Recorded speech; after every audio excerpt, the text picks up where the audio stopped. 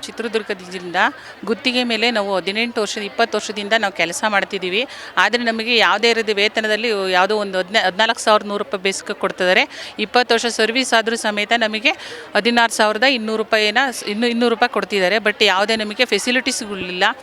20 ವರ್ಷದಿಂದ ಪ್ರೈವೇಟಲ್ಲಿ ಕೆಲಸ ಮಾಡಿದರೂ ನಮಗೆ ಎಲ್ಲದೂ ಒಂದು TAD ಅದು ಇದು ಅಂತೇಳಿ 60,000 ಎಬೋವ್ ಹೋಗ್ತಿದ್ವಿ. ಬಟ್ ನಮಗೆ ಯಾವುದೇ ಒಂದು ಜೀವನ ನಿರ್ವಹಣೆಗೆ ತುಂಬಾ ಕಷ್ಟ ಆಗ್ತಿದೆ. ಮಕ್ಕಳು ನಾವು ಅದು ಮಾಡ್ಕೊಂತೀವಿ ಏನು ಕೇಳ್ತೀವಿ. ನಮ್ಮ ಕೆಲಸಕ್ಕೆ ಸರಿಯಾಗಿ ನಮಗೆ ವೇತನವನ್ನು ಕೊಡಿ ಅಂತ ಕೇಳ್ತಾ ಇದ್ದೀವಿ.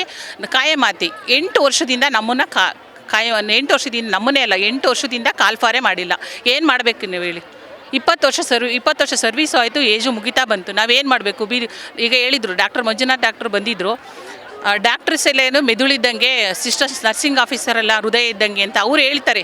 ಅವ್ರಿಗೆ ಅರ್ಥ ಆಗೋದು ನಮ್ಮ ಹೆಲ್ತ್ ಮಿನಿಸ್ಟ್ರಿಗೆ ಅರ್ಥ ಆಗ್ತಿಲ್ವಾ? ನಾವು ಬೀದಿ ಬಂದು 5 ದಿನ ಆಯಿತು, ಬೀದಿಲಿ ಕೂತ್ಕೊಂಡಿದ್ದೀವಿ. ಅವ್ರಿಗೆ ಕಣ್ಣು ಅನ್ನೋದಿಲ್ವಾ? ಕಣ್ಣು ಕಾಣೋದೇ ಇಲ್ವಾ? ಹೃದಯ ಅನ್ನೋದಿಲ್ವಾ ಅವ್ರಿಗೆ?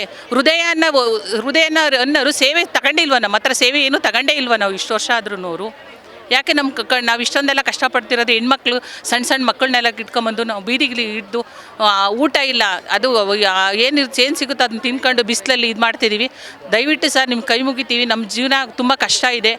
ನಾವು ಇಲ್ಲಿವರೆಗೂ ಮಾಡಿದ್ವಿ ಸ್ಟ್ರೈಕ 10 ಸಲ. ಈ ಸರ್ವಿಸಲ್ಲಿ ಒಂದು 10 ಸಲ ಸ್ಟ್ರೈಕ್ ಮಾಡಿದ್ವಿ. ಇನ್ನು ಮುಂದೆ ಭರವಸೆ ಕೊಟ್ಟರೆ ನಾವು ಹೋಗಲ್ಲ. ಲೆಟ್ರೇಟಲ್ಲಿ ರೇಟಿಂಗಲ್ಲಿ ಕೊಟ್ಟರೆ ಮಾತ್ರ ನಾವು ಹೋಗ್ತೀವಿ. ಅಲ್ಲಿವರೆಗೂ ನೀವು ನಮ್ಮನ್ನು ಕೆಲಸದಿಂದ ತೆಗೆದುಬಿಡಿ. ರಾಜ್ಯನೆಲ್ಲರೂ ನಾವು ವಾಲಂಟ್ರಿ ಹೋಗೋಕೆ ರೆಡಿ ಇದ್ದೀವಿ. ಲೆಟ್ರೇಟಲ್ಲಿ ಕೊಟ್ಟರೆ ಮಾತ್ರ ನಾವು ಹೋಗ್ತೀವಿ.